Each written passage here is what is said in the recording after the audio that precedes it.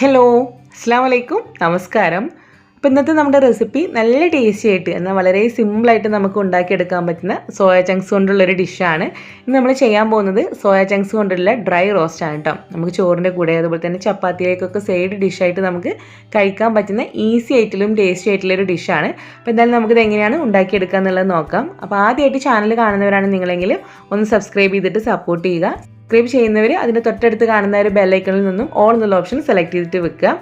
അപ്പോൾ ഇനി നമുക്ക് എങ്ങനെയാണ് ഈ ഒരു സോയ ചങ്ക്സ് കൊണ്ടുള്ള നല്ല ടേസ്റ്റി ആയിട്ടുള്ള ഡ്രൈ റോസ്റ്റ് ചെയ്യുന്നതെന്നുള്ളത് നോക്കാം. അപ്പോൾ അതിന് വേണ്ടി ഞാനിവിടെ ഒരു 1.5 കപ്പോളം സോയ ചങ്ക്സ് ഇവിടെ എടുത്ത് വെച്ചിട്ടുണ്ട്. ഇതിലേക്ക് നന്നായിട്ട് തിളച്ചിട്ടുള്ള വെള്ളമാണ് കേട്ടോ അപ്പോൾ ഞാൻ ഒഴിച്ചു കൊടുക്കുന്നത്. നമുക്ക് ഒന്നെങ്കിൽ ഇതിനെ നന്നായിട്ട് വെട്ടി തിളക്കുന്ന വെള്ളത്തിലിട്ടിട്ട് 2-3 മിനിറ്റ് ഒന്ന് വേവിച്ചിട്ട് വേണമെങ്കിൽ എടുക്കാം. അതല്ലെങ്കിൽ ഈ രീതിയിലും ചെയ്യാം. ഇതുപോലെ നന്നായിട്ട് ചൂടുള്ള വെള്ളം, അതായത് തിളച്ച വെള്ളം ഒഴിച്ചു കൊടുത്തിട്ട് ഒരു 30 മിനിറ്റ് ഒന്ന് റെസ്റ്റ് ചെയ്യാൻ വേണ്ടിയിട്ട് വെക്കുക. അപ്പോൾ ഇതൊരു 30 മിനിറ്റിന് ശേഷം നമ്മുടെ സോയ ചങ്ക്സ് ഒക്കെ നന്നായിട്ട് ഒന്ന് സോക്കായിട്ട് ഒന്നിങ്ങനെ ഡബിൾ സൈസായി വന്നിട്ടുണ്ട്. ഉള്ള സൈസിൽ നിന്നും കുറച്ചും കൂടെ വലുതായി വന്നിട്ടുണ്ട്. ഇനി നമ്മൾ ചെയ്യാൻ പോകുന്നത് എന്താണെന്ന് വെച്ച് കഴിഞ്ഞാൽ ഇതിനകത്ത് ഇപ്പോൾ കുറച്ച് വെള്ളമുണ്ട്. ഇന്നിപ്പോൾ നമ്മൾ ചെയ്യാൻ പോകുന്നത് ഡ്രൈ റോസ്റ്റ് ആണല്ലോ. അപ്പോൾ അതുകൊണ്ട് ഇതിനകത്തുള്ള വെള്ളം കാര്യങ്ങളൊക്കെ നമ്മൾ നന്നായിട്ട് ഒന്ന് ഞെക്കി പിഴിഞ്ഞ് ഒഴിവാക്കിയിട്ട് എടുക്കണം. അപ്പോൾ അതിൻ്റെ മുന്നേ ഇത് കുറച്ച് വലിയ സോയ ചങ്ക്സ് ആണ് കേട്ടോ. അപ്പോൾ നമുക്ക് ചില പാക്കറ്റിൽ കിട്ടുന്നത് കുറച്ചും കൂടെ ഒക്കെ ചെറുതായിരിക്കും. അങ്ങനെ ചെറുതാണെങ്കിൽ നമുക്ക് കുഴപ്പമില്ലാതെ കട്ട് ചെയ്യേണ്ട ആവശ്യമൊന്നുമില്ല. ഇതിപ്പോൾ വലുതായതുകൊണ്ട് ഇതിനകത്തേക്ക് മസാലയും കാര്യങ്ങളൊക്കെ നന്നായിട്ടൊന്ന് പിടിക്കാൻ വേണ്ടിയിട്ട് നമ്മൾ ജസ്റ്റ് ഇതിനെ 1, 2, 3 ഒക്കെ ആയിട്ടൊന്ന് കട്ട് ചെയ്തിട്ട് കൊടുക്കുകയാണ്. നിർബന്ധമൊന്നുമില്ല, പക്ഷെ എപ്പോഴും നമുക്ക് ഇതിനകത്തേക്ക് മസാലയ്ക്ക് ഒന്ന് പിടിച്ച് കിട്ടാൻ കുറച്ച് പണിയാണ്. അപ്പോൾ അതുകൊണ്ട് ഒന്ന് കട്ട് ചെയ്തെടുത്ത് കഴിഞ്ഞാൽ കുറച്ചും കൂടെ നല്ല ടേസ്റ്റി ആയിരിക്കും അകത്തേക്ക് മസാലയൊക്കെ ചെന്നിട്ട്. അപ്പോൾ ഇതെല്ലാം ഞാൻ കട്ട് ചെയ്തെടുത്തിട്ടുണ്ട്. ഇനി നമ്മൾ ഇതിലുള്ള എക്സസ് ആയിട്ടുള്ള വെള്ളം നന്നായിട്ട് തന്നെ ഞെക്കി പിഴിഞ്ഞ് ഒഴിവാക്കിയിട്ട് എടുക്കണം കേട്ടോ. അത് പ്രത്യേകം ശ്രദ്ധിക്കുക. പ്രത്യേകിച്ച് നമ്മൾ കറി അല്ലാണ്ട് ഡ്രൈ റോസ്റ്റ് ഒക്കെ ചെയ്യുന്ന സമയത്ത് അത് പ്രത്യേകം തന്നെ ശ്രദ്ധിക്കേണ്ടതാണ്. അപ്പോൾ നന്നായിട്ട് തന്നെ വെള്ളമൊക്കെ കളഞ്ഞിട്ട് നമ്മളിതൊരു ഭാഗത്തേക്ക് മാറ്റി വെക്കാൻ കേട്ടോ. കുറച്ചും കൂടെ നമ്മളിങ്ങനെ വാർത്തെടുക്കാൻ പറ്റുന്ന ഏതെങ്കിലും ഒരു പാത്രത്തിൽ വെച്ചിരുന്നാലും മതി. അപ്പോൾ ഇനി നമുക്ക് സോയ ചങ്ക്സ് കൊണ്ടുള്ള നല്ല ടേസ്റ്റി ആയിട്ടുള്ള ഡ്രൈ റോസ്റ്റ് ഉണ്ടാക്കി തുടങ്ങാം. അപ്പോൾ അതിന് വേണ്ടി നല്ല ചൂട് കട്ടിയുള്ളൊരു പാത്രം ഞാൻ സ്റ്റൗവിൽ വെച്ച് ചൂടാക്കിയിട്ടുണ്ട്. ഇതിലേക്ക് ഞാനൊരു 2.5 ടേബിൾ സ്പൂണോളം ഓയിലാണ്, അതായത് സൺഫ്ലവർ ഓയിലാണ് കേട്ടോ ഒഴിച്ചു കൊടുക്കുന്നത്. നമുക്ക് വേണമെങ്കിൽ വെളിച്ചെണ്ണയിലും ചെയ്യാം, നാടൻ രീതിയിൽ ചെയ്യണമെന്നുണ്ടെങ്കിൽ അങ്ങനെയും ചെയ്യാം. ഇതേപ്പോൾ ഓയിലൊക്കെ നന്നായിട്ട് ചൂടായി വന്നിട്ടുണ്ട്. ഇനി ഇതിലേക്ക് ഞാനൊരു 2 ഏലക്ക, അതുപോലെ തന്നെ 2 ചെറിയ കഷ്ണം പട്ട, അതായത് നമ്മുടെ സിനമൺ സ്റ്റിക്ക്, പിന്നെ ഞാൻ അതിലേക്ക് ചെറിയ 3 ഗ്രാമ്പ് കൂടെ ചേർക്കുന്നുണ്ട്. ഇത്തിരി നമ്മൾ ചൂടായിട്ടുള്ള ഈ ഒരു ഓയിലേക്ക് ഇട്ട് കൊടുക്കുകയാണ്. ഇനി അടുത്ത് നമുക്കിതിലേക്ക് ചേർക്കാനുള്ളത് ഇഞ്ചിയും വെളുത്തുള്ളിയും നന്നായിട്ട് തന്നെ ചതച്ചെടുത്തതാണ്. നമ്മളിത് പേസ്റ്റ് ആക്കി എടുക്കണ്ട കേട്ടോ, നല്ലപോലെ ചതച്ചെടുക്കുക.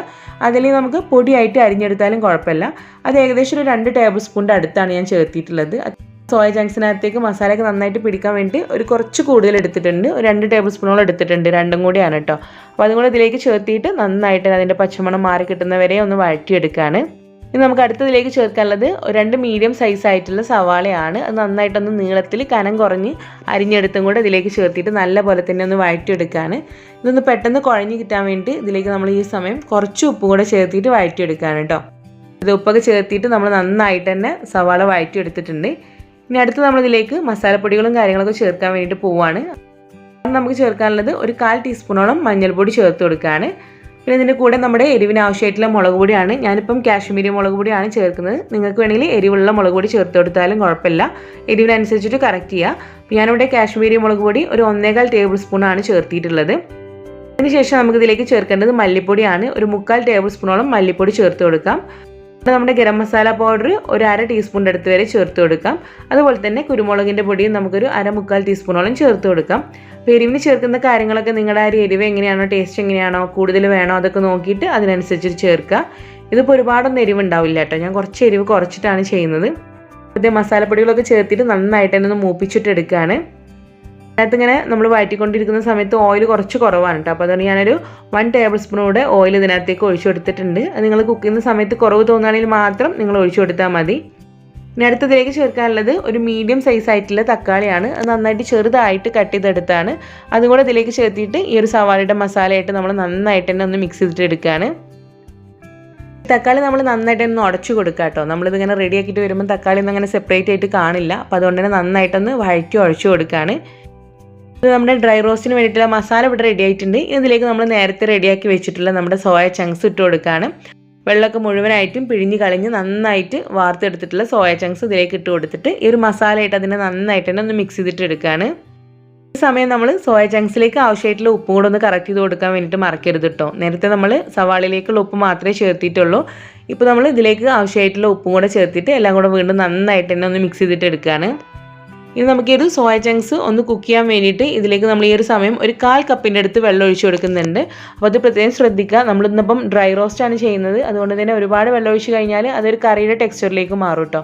അപ്പോൾ അതുകൊണ്ട് ഒരു 1/4 കപ്പ് മാത്രം വെള്ളം ചേർക്കുക. പിന്നെ കുറച്ച് ഫ്രഷ് ആയിട്ടുള്ള കറിവേപ്പില കൂടെ ചേർത്തിട്ട് നന്നായിട്ടൊന്ന് ഇളക്കി മിക്സ് ചെയ്തിട്ട് എല്ലാം ഒന്ന് കറക്റ്റ് അല്ലേ എന്നുള്ളത് നോക്കാം.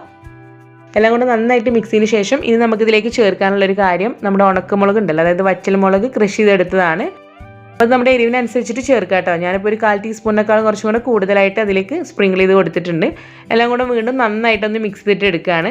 ഇത് നമ്മൾ വളരെ ചെറിയ തീൻ്റെയും അതുപോലെ ഒരു മീഡിയം തീൻ്റെയും ഇടയിൽ വെച്ചിട്ട് വേണം ഇത് കുക്ക് ചെയ്തിട്ട് എടുക്കാൻ. ഒരു 3-4 മിനിറ്റ് നമ്മൾ ജസ്റ്റ് ഒന്ന് അടച്ചു വെച്ചിട്ട് കുക്ക് ചെയ്യാണ് കേട്ടോ. കാരണം ഇതിന് കുറച്ച് സമയം കുക്കിംഗ് ടൈം ഉണ്ട്. നമ്മളിപ്പം പ്രഷർ കുക്കറിലൊക്കെ ചെയ്യുകയാണെങ്കിൽ നമുക്ക് പെട്ടെന്ന് തന്നെ ഉണ്ടാക്കിയെടുക്കാൻ. ഇതിപ്പോൾ ഈ രീതിയിൽ ഡ്രൈ റോസ്റ്റ് ചെയ്യുമ്പോൾ നമ്മളിങ്ങനെ ഇളക്കി കൊടുത്തിട്ട് തന്നെ വേണം അത് കുക്കാക്കിയിട്ട് എടുക്കാൻ. അപ്പോൾ അതിന് നമുക്ക് കുറച്ച് സമയം എടുക്കും. ഒരു 4-5 മിനിറ്റിന് ശേഷം ഒന്ന് തുറന്നിട്ട് നന്നായിട്ട് തന്നെ ഒന്ന് ഇളക്കി മിക്സ് ചെയ്തിട്ട് കൊടുക്കുകയാണ്. ഇനി നമ്മൾ തുടരെ ഇളക്കിയിട്ട് നന്നായിട്ട് അതിനകത്തുള്ള വെള്ളവും കാര്യങ്ങളൊക്കെ ഒന്ന് പോയിട്ട് നന്നായിട്ട് ആ ഒരു മസാല നല്ല പോലെ തന്നെ നമ്മുടെ സോയ ചങ്ക്സിലേക്ക് പിടിക്കുന്ന രീതിയിൽ വേണം നമ്മളിതിനെ ഇളക്കി കൊടുത്ത് ഡ്രൈ റോസ്റ്റ് ചെയ്തിട്ട് എടുക്കാൻ.